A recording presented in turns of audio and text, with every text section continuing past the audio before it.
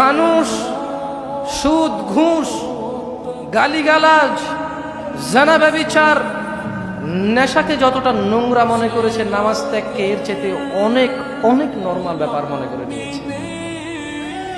আফসোস লাগে তখন যখন দেখি মুসলিম সমাজে মুসলিমের সামনে বক্তব্য দিতে এসে এই এলাকার জুমা মসজিদগুলো ফুল হয়ে যায়, আসরের সময় খালি দেখা যায়।